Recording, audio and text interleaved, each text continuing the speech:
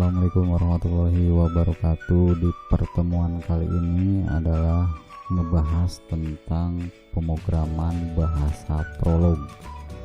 Ya, seperti yang kalian ketahui, bahasa Prolog ini intinya adalah bahasa pemrograman yang memuat tentang seputar logika ya.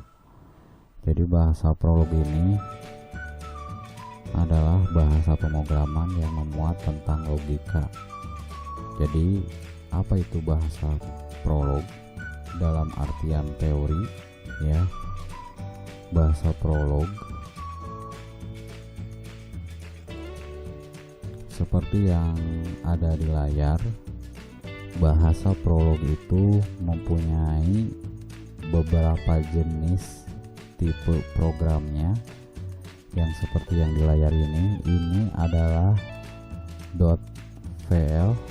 Ini adalah bahasa pemrograman Prolog yang menggunakan Prolog bertipe SWI ya, bertipe SWI. Dan ini adalah logika pohon logika dari bahasa Prolog ya. Ini bentuk dari pohon logika dari bahasa Prolog. Dan ini yang di atas ini adalah pemrograman bahasa Prolog, yaitu Turbo Prolog. Dan yang ini juga sama yang lainnya, Turbo Prolog, yang dimana yang ini itu masuk ke DOS ya. Nah, ini teori dan konsep bahasa pemrograman Prolog. Jadi pada intinya bahasa pemrograman Prolog itu adalah pemrograman deklaratif yang dimana tidak harus serta-merta melakukan baris demi baris melakukan listing program seperti bahasa prosedural pemrograman C, Java, dan lainnya. Karena ini berjenis deklaratif, hanya menggambarkan situasi berdasarkan kode yang kalian inputkan, sehingga nantinya kode yang kalian inputkan akan memberikan sebuah solusi untuk Anda. Sampai sini cukup paham?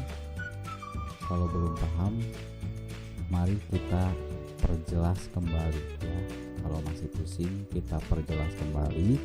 Saya sederhanakan lagi bahwa inti dari bahasa pemrograman Prolog itu adalah pemrograman logika yang dimana sering disebut bahasa pemrograman non prosedural. Masih teu paham keneh wae naon cing ai prosedural teh. Jadi prosedural pada intinya Anda tidak harus melakukan kode pengkodean atau melakukan listing program baris per baris seperti bahasa pemrograman prosedural, seperti bahasa pemrograman C, Java, dan konvensional seperti Delphi, Pascal, Basic, COBOL, dan lain-lainnya.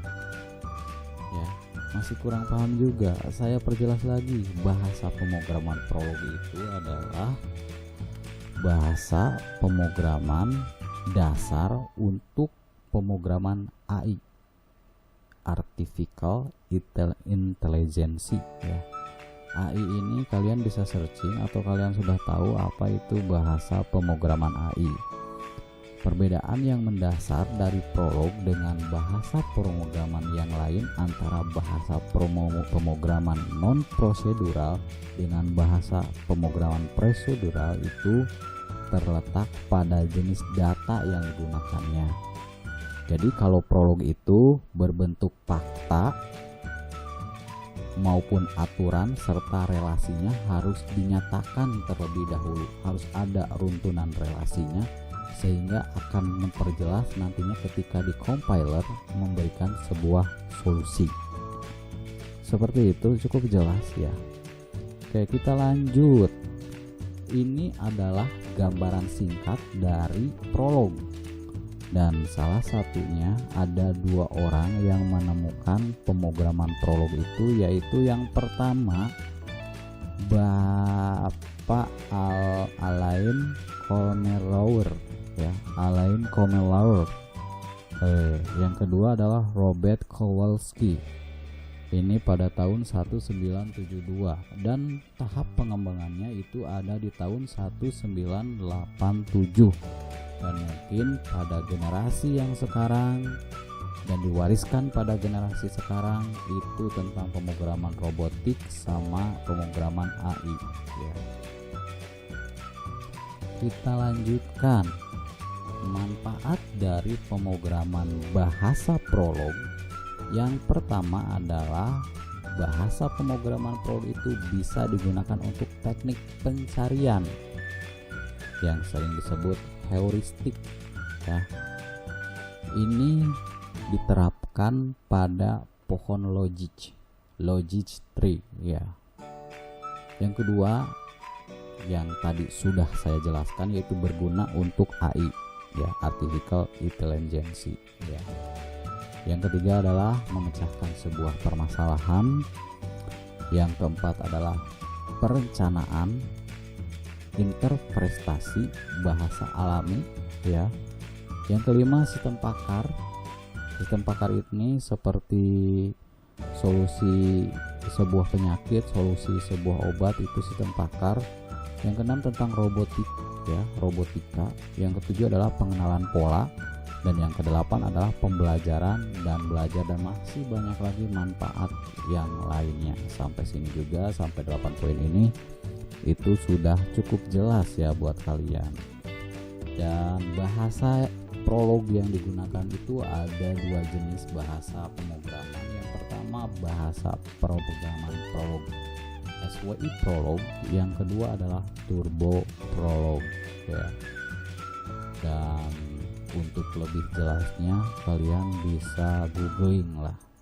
Tapi kalau kalian masih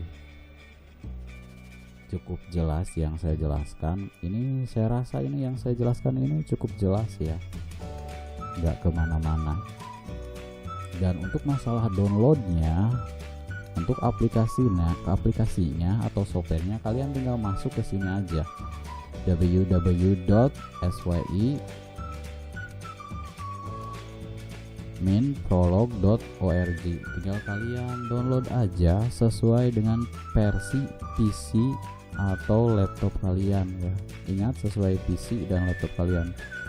Antara berapa bit PC kalian atau laptop kalian. Kalau di sini saya menggunakan 64 bit karena berhubung Windows 10-nya saya 64 bit.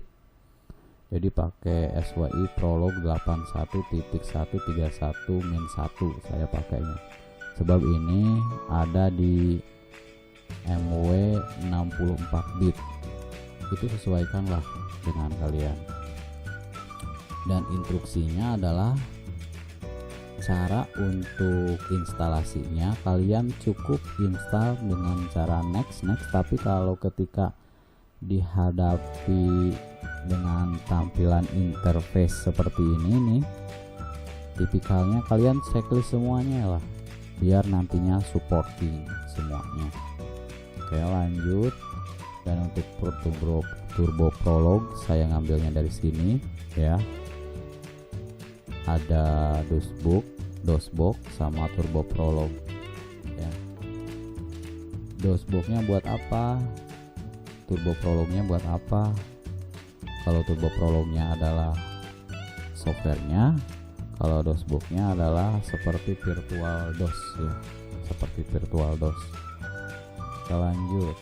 Dan ini adalah struktur program dari Turbo Prolog dan sama-sama persis seperti bahasa pemrograman Prolog.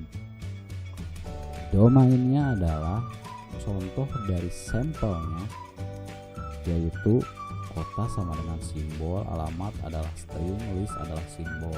Dan ada 5 domain baku di dunia Prolog, yaitu ada char, integer, real, string, simbol. Dan bahasa pemrograman ini hampir persis ke bahasa pemrograman Pascal, tapi mungkin ada sedikit perbedaan. Kalian tinggal baca-baca saja. Dan ini juga sama membahas tentang domain majemuk, predikat, clause. Semoga materinya cukup jelas, dan maaf ini suaranya agak bergemuruh karena di sini ada hujan deras sekali ya. Jadi pokoknya untuk minggu ini tidak ada tugas sama sekali, tapi kalian cukup pelajari materi yang saya jelaskan, yang paparkan ini. Kalian siap-siapkan instalasi prolognya.